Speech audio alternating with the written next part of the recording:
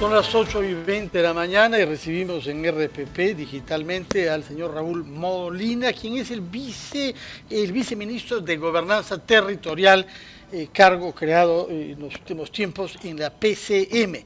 Si lo entrevistamos es porque ha realizado un viaje a la región de Amazonas junto al primer ministro Vicente Ceballos y queremos saber qué es lo que ha hecho usted allá y qué es lo que han aprendido sobre la situación de las comunidades nativas en las provincias de Condorcanqui y Bagua. Muy buenos días, señor Molina. Buenos días, Fernando, ¿cómo estás? Buenos días, Mónica, buenos días, Carlos. Saludos. Buenos días. A ver, Fernando y amigos, esta jornada que hemos hecho ayer en colaboración con el Comando Conjunto del Ministerio de Salud y la Seguridad Social de Salud, es la séptima de una serie de jornadas que hemos hecho en zonas rurales e indígenas de Loreto, de la selva de Junín y esta de Amazonas ayer. En realidad nosotros hemos ido a inspeccionar un trabajo que empezó el día jueves en Bagua y el día domingo en Condorcanqui. Y a partir de las capitales de las provincias tratamos de llegar a los distritos y a las comunidades indígenas en un intento de acercar los servicios de salud y la estrategia de lucha contra el COVID lo más cercano posible a las comunidades. Y entonces se hace dosaje, se hace atención del COVID, se deja mascarillas, inclusive se lleva alimentos para las familias que salen positivas, y además se hacen atenciones médicas en un conjunto de especialidades a las que las comunidades normalmente no tienen acceso. Sí, quería yo hacerle la pregunta, digamos, más específica, señor Molina. En el viaje que ustedes han realizado, ¿cuántas pruebas se han realizado? ¿Cuáles son los resultados que hay?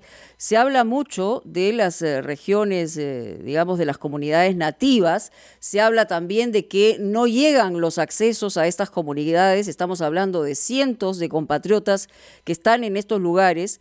Y ayer escuchábamos uno de los representantes de AIDESEP preocupadísimo porque hablaba del 70% de contagios. Entonces, lo que queremos saber es ¿qué cifras oficiales manejan ustedes? Porque me imagino que tienen esa posibilidad. Sí, varía mucho, Mónica. O sea, efectivamente hay comunidades donde el contagio puede llegar a 70%, pero gracias a Dios, en la gran mayoría de los casos son asintomáticos. O sea, en todo este proceso de trabajo hemos encontrado muy poca gente con síntomas y muy poquita con síntomas graves, y en esos casos los hemos evacuado a Iquitos o a la ciudad más cercana que correspondiera. Pero eso no quita la gravedad del asunto. Igual tenemos que monitorear a las familias, darles medicamentos. Entonces lo que se está buscando es hacer cuarentenas más bien comunitarias, porque por razones interculturales es más difícil de hacerlo familiarmente como solemos hacerlo en las ciudades.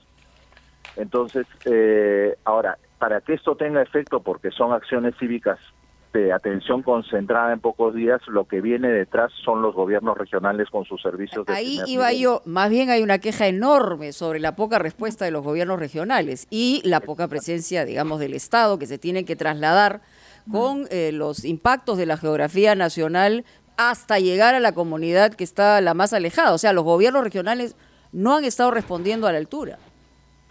Somos conscientes de eso, por eso el Ministerio de Salud aprobó hace 2 semanas un plan de salud para comunidades indígenas con aplicación en 10 departamentos que tienen zonas selváticas. Producto de ese plan se han distribuido 40 millones de soles a las unidades ejecutoras, no directamente al gobierno regional, sino a las redes de salud que son unidades ejecutoras, para tratar de acercar los recursos lo más cerca que se puede de las comunidades. Ese efecto todavía no se nota, infelizmente, porque los procedimientos administrativos hacen que demore por lo menos 15 días que un gasto se note en acción concreta, pero estamos detrás, y una de las cosas que tenemos clara es que tenemos que monitorear la ejecución efectiva de esos recursos por los gobiernos regionales y que además lleguen a las comunidades. Se les ha dado plata para personal, para medicamentos, para combustible, para las lanchas, para poder movilizar personal de salud y evacuar gente si fuera necesario, pero tenemos que estar detrás. Ayer nos ha quedado claro, las redes de salud de Condorcanqui se queja mucho de que no tiene personal. Parte del problema es que el mercado de personal de salud no está permitiendo contratar gente para los establecimientos más alejados. Ahí está justamente el problema, señor Molina. Lo que pasa es que ayer hacía referencia, Mónica, a esta entrevista con el representante de AIDESEP, y los representantes de las comunidades se quejaban de que ok, va personal médico, pero se queda muy poco tiempo y retornan, ¿no?, a las ciudades. Entonces, esas zonas quedan sin atención médica, sin respaldo médico. ¿Qué garantiza que ahora esto cambie? Que las comunidades tengan efectivamente personal médico, doctores o enfermeras que permitan a su vez la atención a la población más necesitada.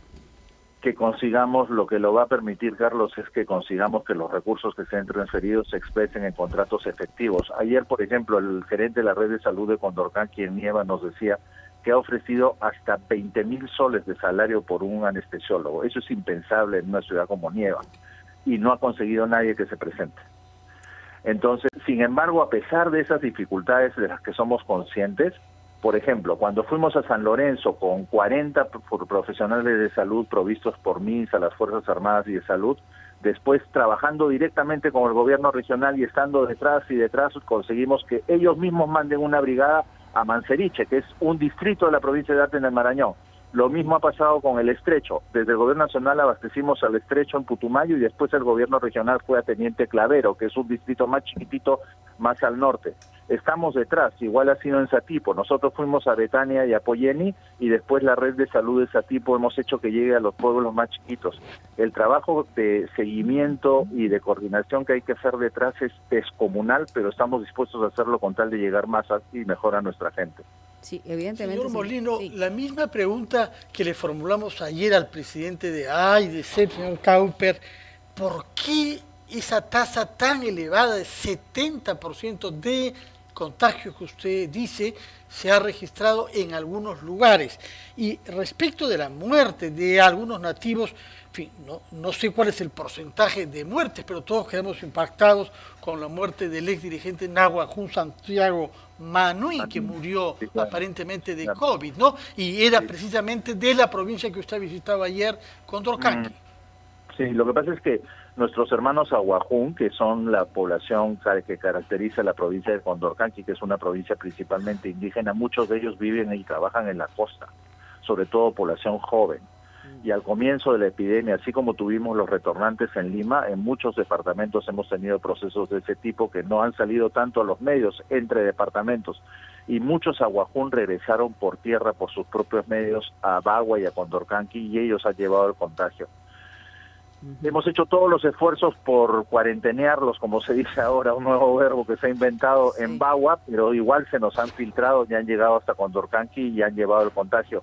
O sea, las razones son dos, según usted dice, la salida, digamos, de estos jóvenes hacia la costa o la entrada, pero también cuando ha llegado alguna presencia del Estado, que han entrado y han salido, han generado la transitabilidad del virus.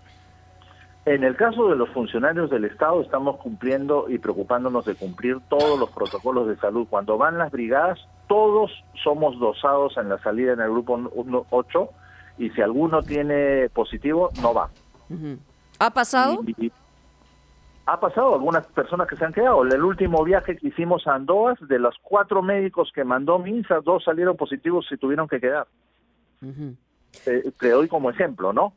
Pero, o sea, tenemos que cumplir todos esos protocolos, pero no podemos controlar, por ejemplo, en otros casos de algunas otras cuencas en Loreto, Pastaza o Tigre, son los comerciantes de alimentos que a veces han llevado lo del virus, o hay un caso conocido en Trompeteros que en las compras de alimentos que hicieron los alcaldes, un alcalde no tomó las suficientes precauciones en los protocolos de salud y generó contagio en Trompeteros, y ese fue uno de los primeros lugares que atendimos con una brigada enviada desde Lima, por el MINSA, justamente para controlar la expansión del contagio.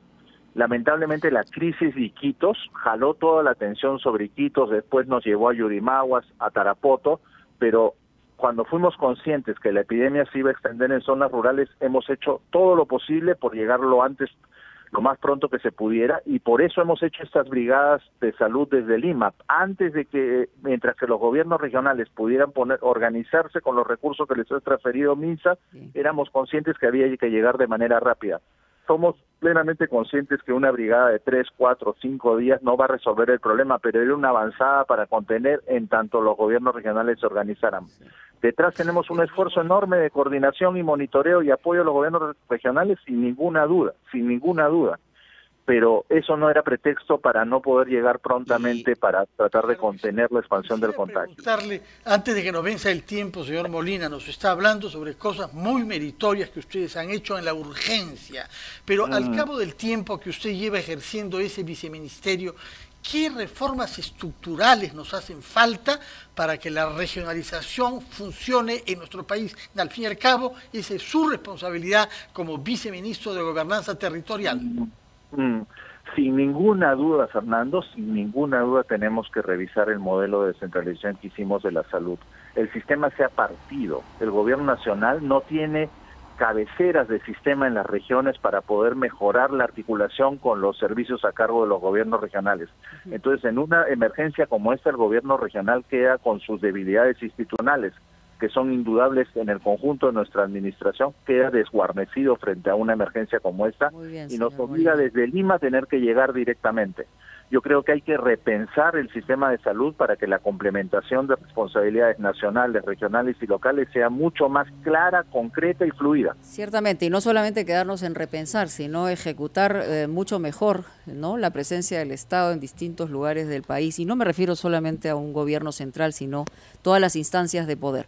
Muchas gracias por estas declaraciones. Vamos a una pausa, titulares, y regresamos.